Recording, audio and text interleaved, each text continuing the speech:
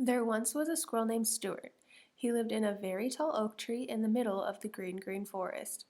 His best friend was a chipmunk named Corvin. One day, Stuart and Corvin were playing in the forest when they came across a small clearing where several trees had been cut down. This was very unusual and frightened the friends. They hadn't seen anything like this before. All of a sudden, a large figure emerged from behind a stump on the other side of the clearing.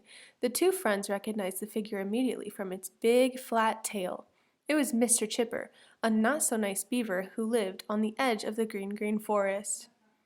They realized that Mr. Chipper was the cause of the missing trees and knew they had to tell everyone, so they rushed home.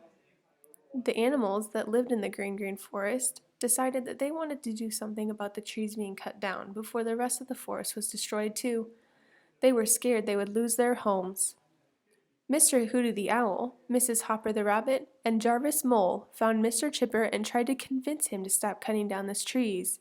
He told them he was building himself a new mansion and they couldn't do anything about it. The animals left feeling defeated. No matter what anyone did, Mr. Chipper continued to cut down trees. The animals were starting to lose hope. One day, when it seemed like everyone had given up, Stuart and Corvin came across little Bella Bluebird. She was crying. They went over to her to see what was wrong. She told them that Mr. Chipper had cut down the tree that her family lived in, so now she doesn't have any place to call home.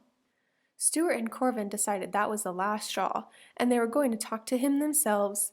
They left determined to change his mind. Once they found Mr. Chipper, they told him about the Bluebird family's problem. It was not fair that he would have two houses, and the birds would have none.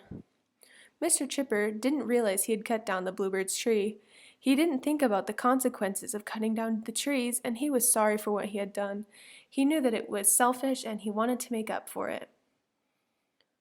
They thought of one idea, but they didn't think that he would want to do it.